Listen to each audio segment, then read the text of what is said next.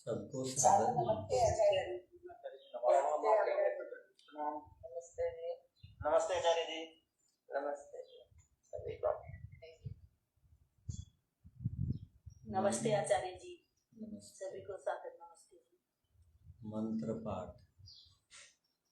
ओम सहनाववतु सहनौ भुनक्तु सह वीर्यं करवावहै तेजस्विनावधीतमस्तु मा विद्विषावहै। ओम शांति शांति शांति।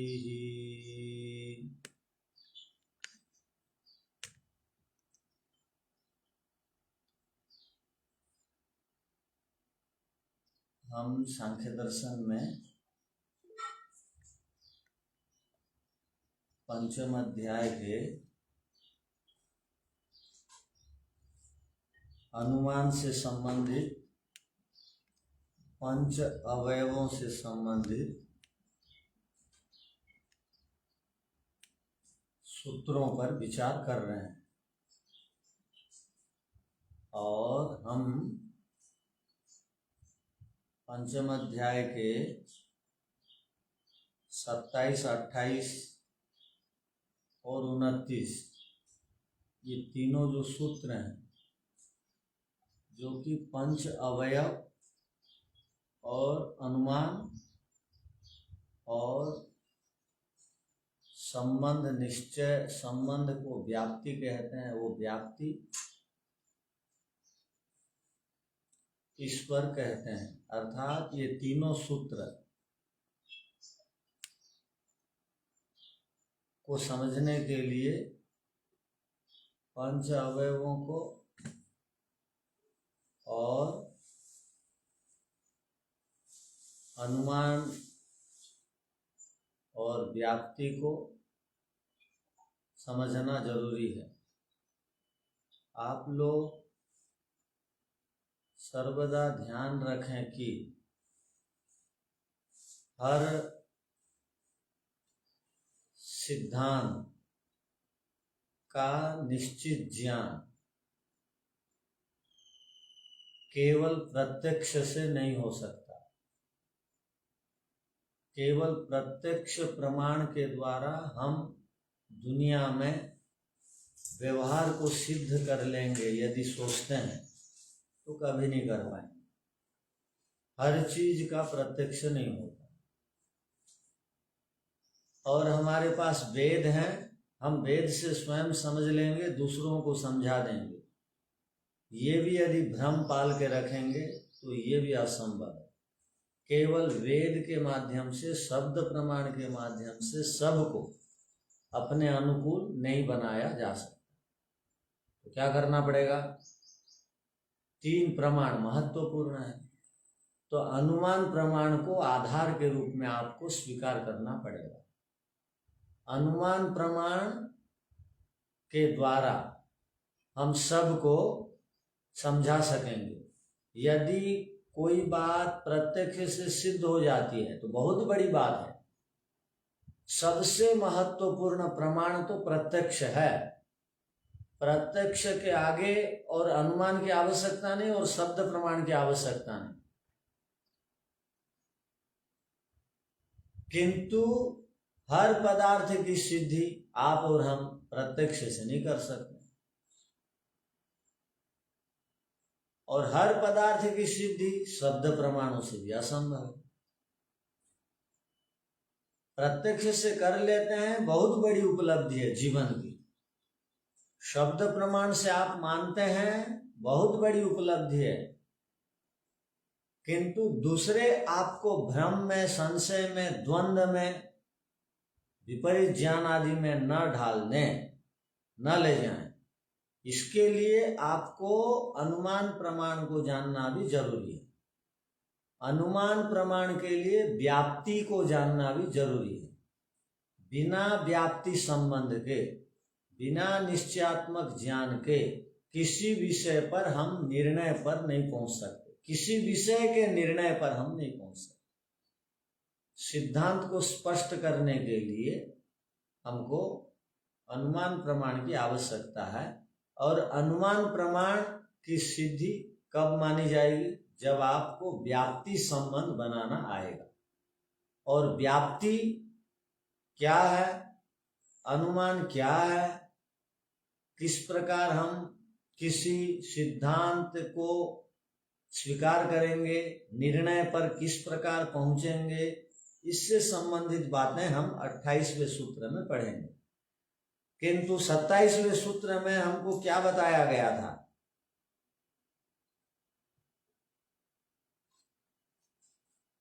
27वें सूत्र के माध्यम से हम लोगों ने क्या देखा था कि जो भी सुख की प्राप्ति होती है, संविति माने प्राप्ति होती है, अनुभूति होती है, या जो भी दुख की अनुभूति होती है, केवल सुख ही क्यों, जो भी सुख दुख की अनुभूति होती है उसमें पंच ज्ञानेन्द्रियां कारण है या तो पंच अवयव कारण है। पंच अवयव प्रतिज्ञा हेतु उदाहरण, उपनय निगमन, ये कारण है, या 5 इंद्रियां कारण है। हम दुखी होते हैं, किसी ने हमको कुछ कह दिया, किसी ने हमको कुछ कह दिया, अपशब्द किसी ने हमसे कह दिया, हमको गाली दे दिया, तो हमको क्या की अनुभूति होती है? दुख की या सुख की? दुख की। तो इंद्रियों से आपको दुख की अनुभूति हुई, कर्णेंद्रिय ने शब्द को ग्रहण करके वो मन तक वो शब्द को पहुंचाई, कान इंद्रिय, तो वो शब्द जब मन के अंदर जाकर के ठहरा, और ये जो आत्मा है वो मन को देखने वाला है, उसने बुरे शब्द को देखा और अनुभव किया, उसको दुख की अनुभूति हुई। उसके बाद तो सुख की अनुभूति, जीभा ने मिठाई को खाई और मन के अंदर वो सुख का गुण गया, और सुख को मन के अंदर ठहरा हुआ देख करके आत्मा देखा, और उस समय हम सुख की अनुभूति करते हैं। जो भी मन में चलता है उसी को निर्विकार अपरिणामिनी आत्मा देखती है और वैसे अनुभव करती है सुख दुख, क्योंकि वो चेतन है। और ये सुख दुख की अनुभूति उसको योगी नहीं बनते तक सांसारिक सुख दुख की अनुभूति होगी, उससे वो प्रभावित रहेगी। तो जो सुख और दुख है इसमें इंद्रियां कारण है, और जो सुख और दुख है उसमें पंच अवयव भी कारण है। कोई एक बात की सिद्धि नहीं हो पा रही थी, अर्थात मन में एक विषय पर संशय बना हुआ है, और घर में जितनी अलमारियों में पुस्तक है वो सब पुस्तकों को खंगाल रहे हैं, निरीक्षण कर रहे हैं, शायद उस पुस्तक में मैंने पढ़ी है, शायद इस पुस्तक में मैंने देखा है, ये जो चलते रहता है। और जब वो पुस्तक को हम हस्तगत होते हैं या किसी से सुन लेते हैं या पंच अवयव के द्वारा जान लेते हैं, प्रतिज्ञा आदि के द्वारा, तब पूरा जो बेचैनी थी वो खत्म हो जाती है, जो द्वंद्व था वो समाप्त हो जाता है। अब हम सुख की अनुभूति करते हैं। तो पंच अवयव सुख की अनुभूति में कारण है, 5 इंद्रियां सुख की अनुभूति में कारण है। ये हम 27वें सूत्र में देखे थे, पढ़े थे, समझने के लिए प्रयत्न किए थे। 27वां सूत्र का यही सार और अर्थ है।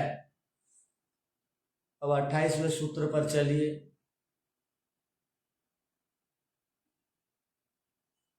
28वें सूत्र में क्या बताया गया, इसको आप समझिए। तत्र अनुमाने,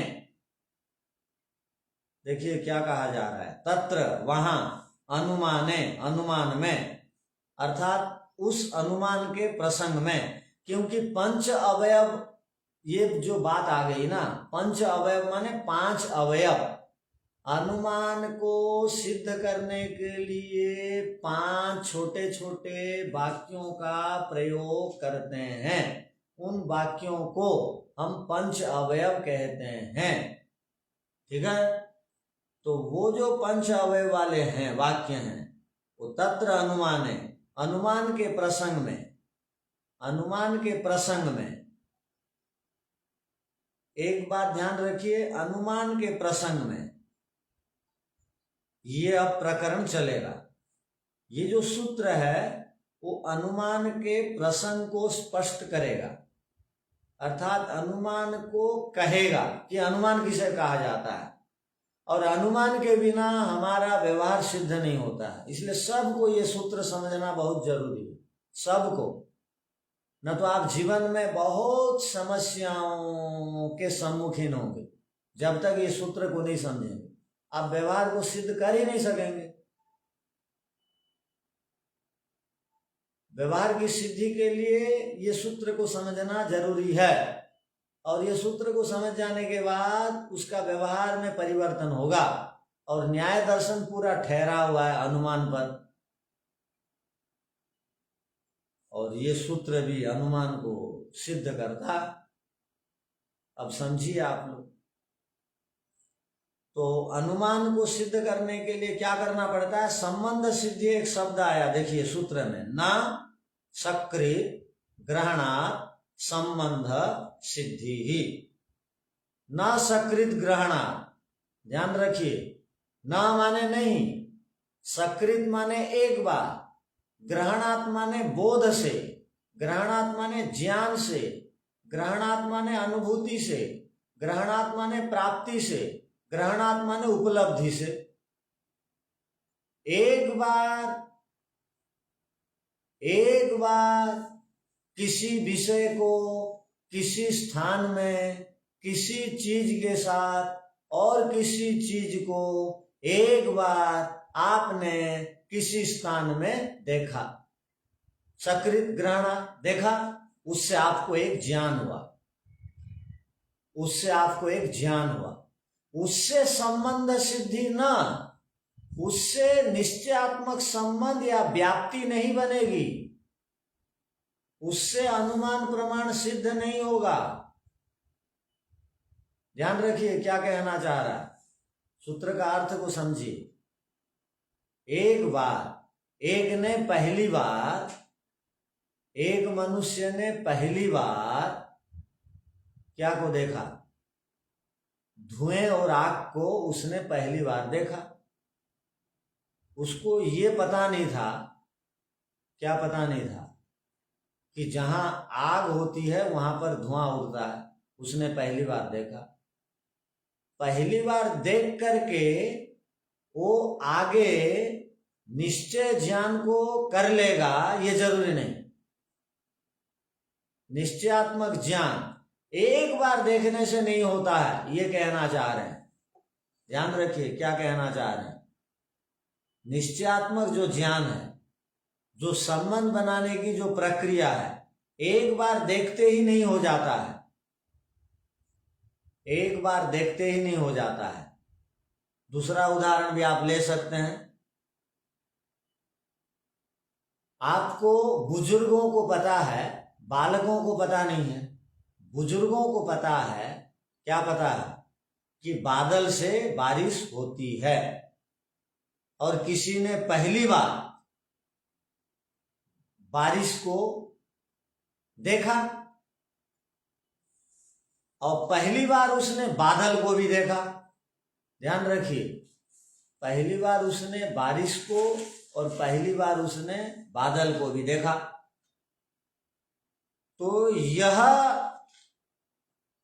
दोनों को देखने के बाद भी वो आगे चल करके ये संबंध सिद्ध नहीं कर पाएगा, पहली बार देखने वाला, कि बादल के कारण ही बारिश होती है, ये सिद्ध नहीं कर पाएगा।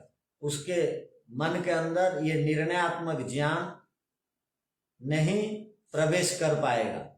जब वो आज देख रहा है बादल है, आज बारिश हुई, और कुछ दिन के बाद देखा वो गया था देहरादून तरफ, वहां पर भी देखा पहले सूर्य की किरण का प्रभाव नहीं है, बादल है, काला काला सा मेघ बना हुआ है और कुछ देर के बाद बारिश। अब वो देखा, वो हिमाचल गया, वहां भी देखा कि बादल है, अब बारिश हो रही। अब वो घूम करके आया घर में आया तो वो 2-4 बार 5 बार देख चुका है, भिन्न भिन्न स्थानों में देखा बादल के कारण बारिश, भिन्न भिन्न समयों पर देखा बादल के कारण बारिश।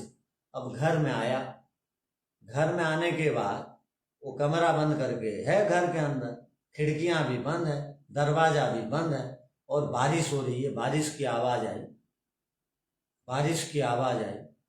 अब जो है बारिश को देख करके वो एक निर्णय पर पहुंचा कि जरूर बादल हुआ होगा तभी बारिश हुई।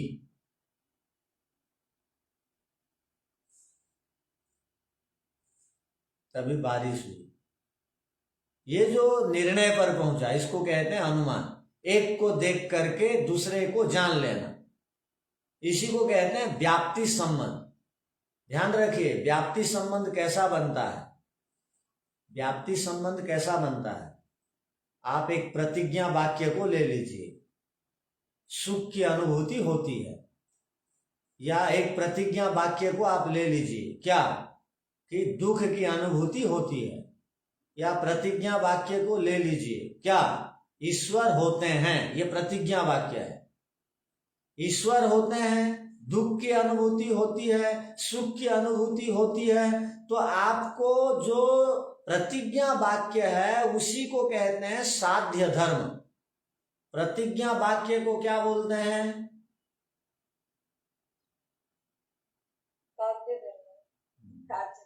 ध्यान रखिए, प्रतिज्ञा वाक्य को साध्य धर्म कहा जाता है। आप जो भी एक प्रतिज्ञा ले रहे हैं, जो भी आप एक कथन करना चाहते हैं, कुछ भी बात आप कहना चाहते हैं, तो वो प्रतिज्ञा वाक्य कहलाएगी। वो बात आप कुछ भी कहना चाहते हैं, आप ये कहना चाहते हैं ना कि ईश्वर नहीं है, तो ये भी प्रतिज्ञा वाक्य है। आप ये कहना चाहते हैं ईश्वर है, ये भी प्रतिज्ञा वाक्य है। आप ये कहना चाहते हैं सुख की अनुभूति होती है, ये भी प्रतिज्ञा वाक्य है। आप ये कहना चाहते हैं दुख की अनुभूति होती है, ये भी प्रतिज्ञा वाक्य है। किंतु आप केवल कुछ कथन कर देंगे तो बात नहीं बनेगी। ईश्वर है कह देने से लोग नहीं मान लेंगे। ध्यान रखिए, आपको हेतु देना पड़ेगा। सुख की अनुभूति होती है, आपको हेतु देना पड़ेगा। जो हेतु आप देते हैं, हेतु के आधार पर प्रतिज्ञा वाक्य ठहरता है। हेतु यदि गड़बड़ आपने दिया तो प्रतिज्ञा वाक्य नहीं ठहरेगा, उसको कोई भी आपको खंडन कर देगा। जैसे सुख की अनुभूति होती है तो प्रतिज्ञा वाक्य क्या है? सुख की अनुभूति होती है, तो वहां आप हेतु क्या देंगे? आपको बताया, हाँ, धर्म करने से सुख की अनुभूति होती है। अधर्म करने वाला कभी भी सुखी नहीं हो सकता है। जो नियमित निरंतर अधर्म करता है वो दुखी रहेगा। सुख की अनुभूति होती है तो हेतु आपने दिया, हेतु अकाट्य होना चाहिए, तो हेतु को कहते हैं साधन धर्म। क्या बोलते हैं? साधन धर्म। हाँ, ये दोनों बातों को ध्यान रखिए। उसके बाद उदाहरण, उसके बाद उपनय, उसके बाद निगमन दिया जाता है, वो बाद की बात है। तो आपको यदि कहीं पर ठहरना है, आपकी बातों को कोई काट न सके, इसलिए आपको हेतु तगड़ा देना पड़ेगा। अब दुख की अनुभूति होती है, हेतु आप क्या देंगे? लोगों को दुख की अनुभूति होती है, अधर्म के कारण। हाँ, अधर्म के कारण हेतु देंगे। तो वो जो हेतु और प्रतिज्ञा है, प्रतिज्ञा वाक्य को कहते हैं साध्य धर्म, जिसको सिद्ध करना है। जो लक्ष्य है उसको कहते हैं प्रतिज्ञा वाक्य। आप अपनी बात लोगों से मनवाना चाहते हैं तो आपको प्रतिज्ञा वाक्य ठीक बोलनी पड़ेगी। प्रतिज्ञा वाक्य या प्रतिज्ञा से संबंधित बात आपको ठीक करनी पड़ेगी। तो यदि वो ठीक हो गई और हेतु यदि ठीक है तो आप सफल हैं, आगे बढ़ जाएंगे। तो इन दोनों के संबंध को, किस किस के संबंध को, साध्य धर्म और साधन धर्म, इन दोनों के संबंध को व्याप्ति संबंध कहते हैं, संबंध सिद्धि कहते हैं, संबंध धर्म कहते हैं। ध्यान रखिए किस किस को कहते हैं। एक होता है साध्य धर्म, एक होता है साधन धर्म। इन दोनों का जो संबंध है उसको व्याप्ति कहते हैं। इन दोनों का संबंध बिल्कुल मजबूत होना चाहिए। कैसा होना चाहिए? इन दोनों का संबंध तगड़ा होना चाहिए। यदि इन दोनों का संबंध ठीक नहीं है, आप यदि प्रतिज्ञा देते हैं ईश्वर नहीं है, वाक्य ने आपने कहा ईश्वर नहीं है और आप हेतु दे दिए गड़बड़, नहीं ठहरने वाला, तो आपकी बात खंडित हो जाएगी, कोई नहीं मानेगा। आप हेतु क्या दे रहे हैं? ईश्वर नहीं है।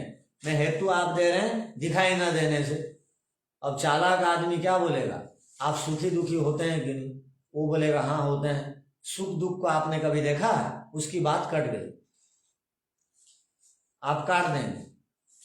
तो प्रतिज्ञा और हेतु का जो परस्पर का संबंध है उसी को व्याप्ति कहते हैं और व्याप्ति को ही अनुमान कहते हैं। ध्यान रखिए, व्याप्ति से अनुमान बनता है। अब किसी ने आपसे कहा, प्रतिज्ञा कर दिया ईश्वर है, तो तगड़ा उदाहरण देना पड़ेगा। क्या उदाहरण देना पड़ेगा? कल बताए थे, उदाहरण बोल रहा हूं, हेतु क्या देना पड़ेगा? सृष्टि की रचना को देखकर किसी के होने का आभास होता है। अच्छा, उसका है। और क्या बताए थे? हेतु तगड़ा काल और आकाश नहीं, हेतु हेतु सूरज है, चांद है। हाँ, ये हेतु हैं। और क्या हेतु दिए थे? ईश्वर होते हैं योगियों के द्वारा अंतःकरण में देखे जाने से। आकाश और शनि। हाँ ठीक है, ये भी है, ठीक है।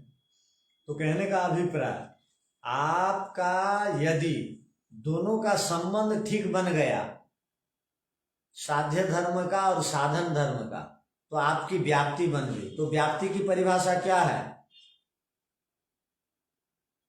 अब इन दोनों का जो संबंध है, किस किस का? प्रतिज्ञा और हेतु का, साध्य धर्म और साधन धर्म का जो संबंध है परस्पर, उसको कहते हैं व्याप्ति। अब ये जो व्याप्ति संबंध है, यह किस प्रकार होती है? व्याप्ति संबंध की सिद्धि कैसे होगी और कैसे नहीं होगी, इसको ये 28वें सूत्र में हम पढ़ रहे हैं। किस सूत्र में पढ़ रहे हैं? व्याप्ति धर्म की सिद्धि को हम 28वें सूत्र में पढ़ेंगे। अर्थात 28वें सूत्र की भूमिका क्या बनेगी? ये जो व्याप्ति संबंध की सिद्धि है, यह कैसे होती है और कैसे नहीं होती है, इसको 28वें सूत्र में बताया जाता है। अब इतनी बात किसको नहीं समझ में आई तो पूछ लीजिए।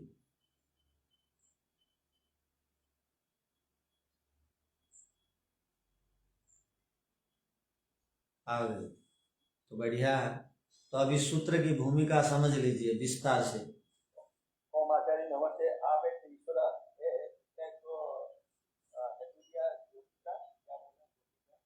योगी लोग साक्षात देखते हैं आभ्यंतर प्रत्यक्ष से,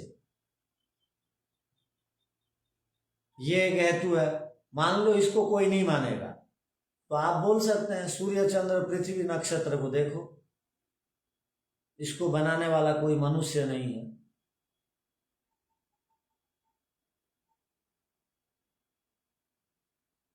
हाँ, तो साध्य धर्म और साधन धर्म, ये दोनों के संबंध को व्याप्ति कहते हैं। अब वो जो व्याप्ति है, ये जो व्याप्ति संबंध की सिद्धि है, ये कैसे होती है और किस प्रकार नहीं होती है, इसको अब 28वें सूत्र में बताते हैं। किस प्रकार होगी व्याप्ति संबंध की सिद्धि, किस प्रकार नहीं होगी, इसको अब बता रहे हैं। अब इसको समझिए। सूत्र में क्या शब्द आया देखिए। सूत्र में एक शब्द आया सकृत। ये बड़ा महत्वपूर्ण सूत्र है, इसलिए इसको थोड़ा विस्तार से हम निवेदन कर रहे हैं, सब लोग जैसे समझ जाएं। एक शब्द आया सकृत। सकृत माने एक बार, और उसके बाद क्या आया देखिए ग्रहणा, एक बार। सकृत माने एक बार, और ग्रहणात माने ग्रहण से, ज्ञान से, उपलब्धि से, प्राप्ति से।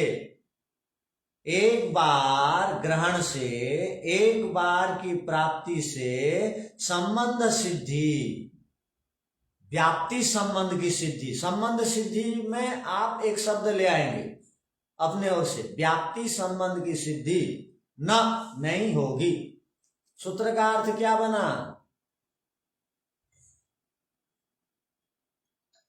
एक बार ग्रहण करने से किसी संबंध की सिद्धि यानी व्याप्ति की सिद्धि नहीं होती। हाँ, पूरा ठीक से। जब वह बार बार देखा जाएगा तभी उसकी सिद्धि होगी। तो आप जल्दीबाजी में कुछ शब्द आपने छोड़ा। एक बार, एक बार। सकृत माने एक बार। एक बार के ज्ञान से, अनुभूति से, एक बार देख करके प्राप्त कर लेने से व्याप्ति संबंध की सिद्धि नहीं होती है। ये हो गया, पूर्ण वाक्य बन गया। यही सूत्र का अर्थ है। इसी को समझाने के लिए कल और आज लग रहा है,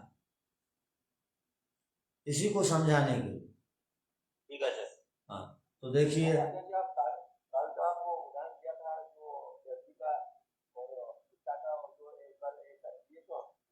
हाँ हाँ वही है, अब आएगा। अब देखिए संबंध सिद्धि नहीं होगी, इसका अर्थ क्या हो गया? जो संबंध अर्थात व्याप्ति संबंध है, जो अनुमान को करने में मुख्य कारण बनता है। ध्यान रखिए, जो व्याप्ति संबंध है वही अनुमान को करने में मुख्य कारण बनता है। व्याप्ति संबंध ही अनुमान को करने में मुख्य कारण बनेगा। अनुमान प्रमाण के बिना जीवन नहीं चलता है। और अनुमान कब करेंगे? जब हमारा व्याप्ति संबंध बढ़िया हो, अर्थात हमारा साध्य धर्म और साधन धर्म दोनों बढ़िया हो, तब अनुमान के मुख्य साधन है व्याप्ति संबंध। वह एक बार से सिद्ध नहीं हो जाता है, वह एक बार से सिद्ध नहीं हो जाता। एक बार देखने से संबंध सिद्ध नहीं हो जाता है तो कैसे होगा? एक बार देखने से संबंध सिद्ध नहीं होता है तो अर्थापत्ति से अर्थ निकालेंगे। क्या निकालेंगे? कैसे होगा? तो बार बार देखने से होगा। एक बार देखने से यदि सिद्ध नहीं हो रहा है तो अर्थापत्ति से क्या अर्थ निकला? बार बार देखने से व्याप्ति संबंध सिद्ध होगा। हाँ, बार बार ग्रहण में, ग्रहण करने से, देखने से, बार बार देखने से, बार बार ग्रहण करने से अर्थ क्या लेंगे? बार बार आपने कार्य और कारण के दर्शन किए। बार बार कार्य और कारण को देखना पड़ता है, ध्यान रखिए, बार बार देखना पड़ता है कार्य कारण को। कार्य और कारण में जब कार्य से कारण का अनुमान होता है या कभी कभी कारण से कार्य का अनुमान होता है, ध्यान रखिए। कभी कभी अनुमान प्रमाण में, व्याप्ति संबंध में कार्यों को देख करके कारण का अनुमान होता है और कभी कभी कारण को देख करके कार्य का अनुमान होता है। जहां एक को देख करके ही अनुमान होता है उसको बोलेंगे एक तर व्याप्ति, उसको बोलेंगे विषम व्याप्ति। क्या बोलेंगे? एक तर व्याप्ति। दोनों से ज्ञान नहीं होता है। कुछ व्याप्ति सम व्याप्ति होती हैं जो दोनों प्रकार से अनुमान में साधक बनती हैं, और कुछ व्याप्ति विषम होती हैं, वो एकतर व्याप्ति कहलाती हैं। एक तरफा व्याप्ति, एक तर मान एक तरफा व्याप्ति, एक तर व्याप्ति। व्याप्ति दो प्रकार की है, एक सम व्याप्ति, एक विषम व्याप्ति। विषम व्याप्ति क्या है? दोनों से अनुमान कर सकते हैं। पीछे मैंने कहा था कई बार अनुमान सम से नहीं करने में कठिनाई होती है, क्योंकि कार्य कारण नहीं बनते हैं। जैसे कार्य कारण कैसे नहीं बनते हैं, किंतु यहां पर हम सूत्र में पढ़ेंगे। किंतु उदाहरण में तो एकतर व्याप्ति का उदाहरण दिया गया है, किंतु दोनों प्रकार से हम व्याप्ति करके अनुमान कर सकते हैं। तो पहले की बात को थोड़ी देर के लिए हम वो कर रहे हैं, अपना वापस ले रहे हैं, वो सिद्ध करने के लिए। कैसे? तो विषम व्याप्ति क्या है समझिए, एकतर व्याप्ति क्या है समझिए। वो तीनों सूत्र एक साथ चल रहे हैं, ध्यान रखिए। अब जब मैं बोल रहा हूं तीनों सूत्र एक साथ चल रहे हैं, तीनों सूत्रों की बातों को एक साथ हम ले रहे हैं, समझिए। कौन कौन से सूत्र है? 27, 28 और 29। इन तीनों को ध्यान में रख के हम बात कर रहे हैं, क्योंकि उस विषय को हमको समझना है, क्योंकि जीवन उपयोगी विषय है और व्यवहार की सिद्धि के लिए आवश्यक भी है। तो विषम व्याप्ति, व्याप्ति के बिना अनुमान नहीं ठहरेगा, अनुमान नहीं हो सकता है, तो व्याप्ति को समझना जरूरी है। तो व्याप्ति दो प्रकार की होती है, एक कार्य को देख करके कारण का अनुमान, जैसे धुआं को देख करके अग्नि का अनुमान होता है, किंतु हर जगह अग्नि को देख करके धुआं का अनुमान नहीं हो सकता है। हर जगह ध्यान रखिए। आजकल घरों में जो है वो ठंड के दिनों में रूम हीटर जलाते हैं, उसमें धुआं नहीं निकलता, किंतु आग दिखाई देती है। तो उस आग को देख करके हम धुआं का अनुमान नहीं लगा सकते। वैसे मैं नहीं चलाता हूं, हमारे गुरुकुल में नहीं है, किंतु कहीं कहीं जा करके देखा हूं। एक बार देखा हूं तो अनुमान, या आप बार बार देख करके धुआं वहां निकलता है का बोध कर रखे हैं, ज्ञान कर रखे हैं, तो बताइए आप ही। अच्छा जी, गैस के चूल्हे में भी धुआं नहीं निकलता? नहीं, मैं जो बोल रहा हूं पहले, तो प्रेमलता माता जी रूम हीटर चलाती हो, जी आचार्य। हरिद्वार में रहती है, बहुत ठंड है, तो वहां धुआं आता है क्या? शॉर्ट सर्किट नहीं होते था? धुआं नहीं होता है। धुआं नहीं होता जरे। ठीक है। तो इससे क्या मालूम हुआ कि केवल कार्य को देख करके यदि कारण का अनुमान होता है तो उसको बोलेंगे विषम व्याप्ति, विषम अनुमान। ये हो गया। अब किसी ने दोनों को एक साथ नहीं देखा है तो एक को देख करके वो अनुमान नहीं कर सकता है, पहले उसको दोनों को प्रत्यक्ष करना पड़ेगा, उसके बाद एक को देख करके दूसरे को आंख बंद करके भी बोलेगा तो वो बात सच है। जैसे किसी ने पाकशाला में देखा है, क्या देखा है? धुएं को और आग को एक साथ। अब बार बार देखा, एक बार देखने से तो निश्चयात्मक निर्णयात्मक ज्ञान नहीं बनता है, और एक बार देख के नहीं बोल देना चाहिए। एक बार देख के बोलते हैं बोल के तो आज अंधविश्वास फैला हुआ है। स्वप्न में मैं सोया था, भगवान आकर के मुझे ऐसा बोले, और वहीं पर मंदिर बनाने के लिए बोले, तो अब मंदिर बना जाए। और स्वप्न में भगवान दिखाई देंगे या समाधि में दिखाई देंगे? बताइए तो। वो स्वप्न में देखता है आदमी। एक बार देख करके बोल देना बहुत बड़ी समस्या है। अज्ञान बढ़ने के पीछे वो एक बड़ा कारण है। एक बार देख करके बोल देना नहीं बोलना चाहिए। एक बार देख कर बोलते हैं तो गड़बड़ है। बार बार देख करके आप निर्णय पर पहुंचे। आप जा रहे थे कहीं अंधेरे में, रस्सी पड़ी हुई थी, उसको आपने सांप मान लिया, अब वो गलत माना या ठीक माना? गलत माना। उसको प्रकाश में जाके देखिए, निर्णय बदलेगा। तो एक बार देख करके ना अनुमान होता है, ना एक बार देख करके यदि संशय बना हुआ है तो प्रत्यक्ष भी नहीं होगा। आप देखने के बाद भी ये राम या श्याम है, ये यदि द्वंद्व बना है, कई बार जुड़वों को देख लेते हैं तो द्वंद्व बना रहता है, संशय बना रहता है, तो देखने के बाद भी वो निश्चयात्मक प्रत्यक्ष नहीं कहलाएगा। यदि देखने के बाद आप बिल्कुल निर्णय में पहुंच चुके हैं, बिल्कुल ताल ठोक करके बोलते हैं ये राम ही है, श्याम नहीं, तो वो प्रत्यक्ष की कोटि में। तो यहां क्या कहना चाह रहे हैं कि कार्य को देख करके कारण का जो संबंध बनाया जाता है परस्पर, बार बार देखे एक ही प्रकार का दृश्य, विदेश में भी गए देखे कि अग्नि है तो धुआं उठता है, हमारे देश में भी विभिन्न स्थानों में गए और भिन्न भिन्न समयों में आग जलाए। पहले लोग लकड़ी से जलाते थे, वहां धुआं उठता था, तो उसको देख करके वो बार बार देखा। रात को भी लकड़ी जलाने से धुआं और आग, दिन में भी लकड़ी जलाने से धुआं और आग, भिन्न भिन्न देशों में भी धुआं और आग एक साथ। तो अब उसने अनुमान से ये जाना, धुआं को देख करके वहां जरूर आग होगी। तो ये मुझे बताइए, यहां धुआं कार्य है या कारण है? आग कार्य है या कारण है? धुआं कार्य है। धुआं कार्य है, आग कारण है। अब मुझे बताइए, आप कारण को देख करके इस प्रसंग में आप कारण को देख करके अनुमान कर सकते हैं धुआं होगा ही बोल करके? हाँ, जहां कार्य को देख करके कारण का अनुमान करते हैं उसको बोलते हैं विषम व्याप्ति,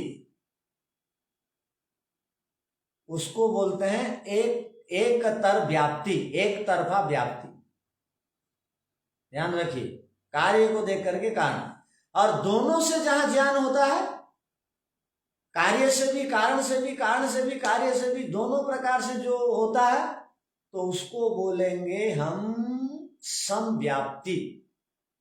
जो जो भी उत्पन्न धर्म वाला पदार्थ है वो नष्ट को प्राप्त होगा, और जो जो भी नष्ट को प्राप्त होता है वो उत्पन्न होगा, इसको बोलेंगे समव्याप्ति। क्या बात समझ में आई? जिस व्याप्ति के अंदर दोनों कार्य और कारण से अनुमान लगा सकते हैं वह समव्याप्ति होगी। अब एक बार देख के कोई भी अनुमान नहीं लगा सकता है, ध्यान रखिए, एक बार देख के कोई भी अनुमान नहीं लगा सकता है। अब जो है, कई बच्चे अब तक जानते नहीं है, जो जो भी शरीर धारण करता है उसकी मृत्यु होती है, नहीं जानते हैं। अब वो बच्चा बड़ा हो गया, वो बालक अवस्था से प्रौढ़ अवस्था, युवा अवस्था को आया, देखा इस गांव में भी जो पैदा हुए थे वो भी मर रहे हैं, और मेरे घर में भी जो जो पैदा हुए थे वो मर रहे हैं, और वो गांव को गया, देखा वहां भी जो जो पैदा हुए वो मर रहे हैं, और विदेश में भी गया, देखा जो भी पैदा होते हैं। उसके बाद उसके मन में ये बात आ गई। अब क्या बोलता है, जब वो मन में बात ठहर जाती है तो क्या बोलता है, अपने आप को ही बोलता है, हम पैदा हुए हैं तो मरेंगे। मरना अपना देखा नहीं है तो भी अनुमान से जान लेता है। क्यों? उसको उसने देखा, उसको देखा, उसको देखा, इसको देखा, पीछे वाले को देखा, आगे वाले को देखा, तो वो जान लिया कि वो पैदा हुआ है तो मृत्यु को प्राप्त हुआ है, ये पैदा हुआ है तो मृत्यु को प्राप्त हुआ है, वो पैदा हुआ है तो मृत्यु को प्राप्त हुआ है। अपने में फिर घटा देता है, क्या अनुमान कर लेता है, मैं भी उत्पन्न हुआ हूं, अर्थात मैं मतलब मैं आत्मा नहीं, मेरा शरीर उत्पन्न हुआ है, अब मैं मरूंगा, नष्ट को प्राप्त होऊंगा।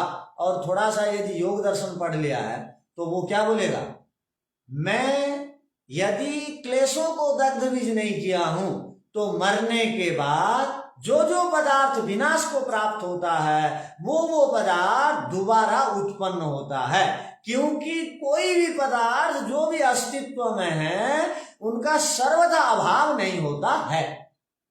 किसी भी पदार्थ का सर्वथा अभाव नहीं होता है। क्या बात समझ में आई? कोई भी सत्तात्मक पदार्थ सर्वथा अभाव को प्राप्त नहीं होते हैं। दर्शन की भाषा में नाश का अर्थ है कारण में लय हो जाना। ये जो शरीर है, ये शरीर एक दिन मिट्टी बन जाएगा और उसी मिट्टी से दोबारा शरीर बनेगा। तो वो आदमी क्या देखता है, वो समव्याप्ति लगाता है। समव्याप्ति, ये अनुमान प्रमाण से भी ज्ञान हमारा बहुत दिव्य और भव्य हो जाएगा, जो अनुमान प्रमाण को घटाना जान लेंगे, समव्याप्ति को घटाएंगे। अब वो आदमी डरेगा, क्या डरेगा? मैं मरने के बाद दोबारा जन्म ग्रहण करूंगा, क्योंकि मेरे क्लेश दग्ध बीज नहीं हुए हैं, दोबारा मैं पैदा होने वाला हूं। यदि मैं गड़बड़ काम किया हूं तो दोबारा जब मैं पैदा होऊंगा मनुष्य बनूंगा बोल के ये आवश्यक नहीं। हाँ, कोई ना कोई एक शरीर को तो जरूर प्राप्त होगा, किंतु मनुष्य की गारंटी नहीं है बनने की। अब वो जान लेगा, क्यों? वो जानता है ये जो बना है ये नष्ट होगा, और जो नष्ट हुआ है वो दोबारा बनेगा। तो यहां पर क्या, दोनों एक दूसरे के कारण कार्य बन रहे हैं। जहां दोनों एक दूसरे के कार्य कारण बनते हैं जो पदार्थ, उनको कहा जाएगा समव्याप्ति। क्या कहा जाएगा? व्याप्ति। जो दोनों एक दूसरे के कार्य की और कारण की होते हैं। तो उसको बोलेंगे उभयतर व्याप्ति। समव्याप्ति को उभयतर व्याप्ति। अब आप में से बताइए किसको व्याप्ति नहीं आई समझ में? आप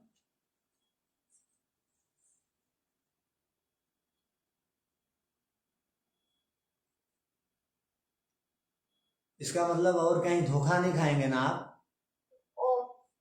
ये जो रूम हीटर वाला बताया आपने, उसमें अग्नि प्रकट रूप में दिखाई देता है। अच्छा, वो जो लाल आदि दिखता है वो क्या है? वो आग का ही एक स्वरूप है। आचार्य जी, तो जब लोहा गर्म करते हैं तो लोहा गर्म होने के बाद तो लाल दिखता है, धुआं नहीं निकलता उससे। इसीलिए तो हम बोलते हैं वो अग्निमय है, बोलते हैं लोहा को हाँ जी, अग्निमय बोलते हैं। ठीक है, तो हम क्या बोलना चाह रहे हैं? यदि वो आग नहीं है तो उसको अग्निमय नहीं बोलते। तो यहाँ कार्य कारण घटेगा क्या? नहीं घटेगा ना, केवल यहाँ एक तर व्याप्ति है, ये उभयतर व्याप्ति नहीं। हम केवल समझने के लिए, देखिए आप उदाहरण बोलते ही उदाहरण का संपूर्ण अर्थ को आकर के घटाएंगे तो कोई भी बात सिद्ध नहीं हो। तो नहीं, एकतर व्याप्ति है या नहीं? एकतर व्याप्ति का अर्थ है, हम किस प्रसंग में हम बातचीत कर रहे हैं? कार्य को देख करके कारण को जानना। तो वो दोनों तरह से सिद्ध नहीं हो रहा है बोल करके हम उसको वो कर दिए, एक तर में ले लिए। हाँ, एक तर व्याप्ति का अर्थ क्या हुआ आप ये बताइए पहले। चलिए, जहां कार्य को देख करके कारण का अनुमान करते हैं, जहां बादल को देख करके बारिश का अनुमान करते हैं, ये तो हो गया क्या? हाँ, जहां धुआं को देख करके आग का अनुमान करते हैं वो हो गया एकतर व्याप्ति। एकतर व्याप्ति में हम ये प्रसंग बोल रहे थे कि हर जगह आग को देख करके आप ये नहीं बोल सकते हैं कि यहाँ पर धुआं भी उठेगा। वहां कारण को देख करके कार्य का अनुमान नहीं होगा एकतर व्याप्ति में।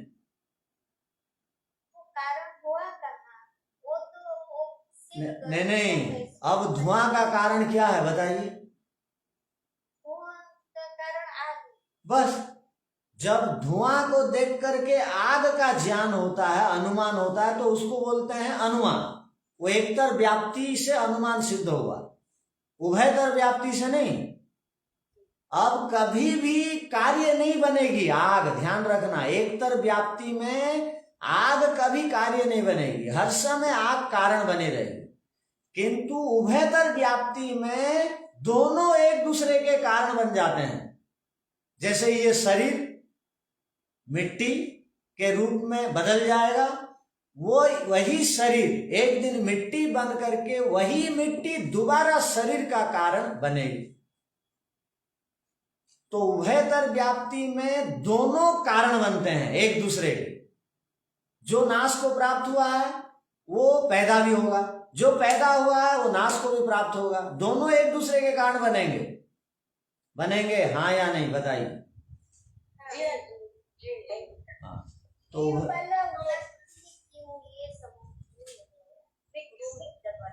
आचार्य जी मैं बोलूं? हाँ इसमें बोलिए। आप ये बताना चाह रहे हैं कि आग को और हमने धुएं को एक साथ देखा, तो कारण और कार्य, आग कारण धुआं कार्य, उन दोनों को देखा। देख के जहां हमने धुआं देखा तो हमने कारण अनुमान लगा लिया। किंतु इसलिए है नहीं, किंतु हर जगह आग को देख करके धुआं का अनुमान नहीं लगा पाएंगे आप, क्योंकि वो जो रॉड जल रही है वहां धुआं नहीं है। हाँ, हर जगह आग से धुआं निकलेगा ही, ये आप अनुमान नहीं कर सकते हैं। किंतु जहां जहां भी धुआं को देखेंगे बिल्कुल निर्णय कर लेंगे जरूर आग है। क्योंकि कभी भी आग जो है कार्य नहीं बनती है, वो कारण ही बनेगी। जी, और धुआं कारण नहीं बन पाएगा। हाँ, किंतु समव्याप्ति में दोनों कारण बन रहे हैं। मिट्टी और घड़ा। हाँ, नहीं बनेंगे क्या? नहीं, क्यों आपके अंदर जो आप योग दर्शन की वो बात क्यों भूल जाते हैं कि क्या योग दर्शन में क्या आया? जंगमेषु स्थावरेषु, स्थावरेषु जंगमेषु का अर्थ क्या हुआ? वही तो है। स्थावर से जंगम, जंगम से स्थावर, स्थावर से जंगम बना तो जंगम एक बार कारण हो गया, और जंगम से स्थावर बना तो स्थावर एक बार कारण हुआ। दोनों एक दूसरे के कार्य हो गए। अच्छा, इसी बीज और अंकुर का भी तो यहाँ हो सकता है ना? हाँ, होगा। चलिए, तो आप फिर बोलेंगे हर वृक्ष जो है वो बीज बनाते हैं।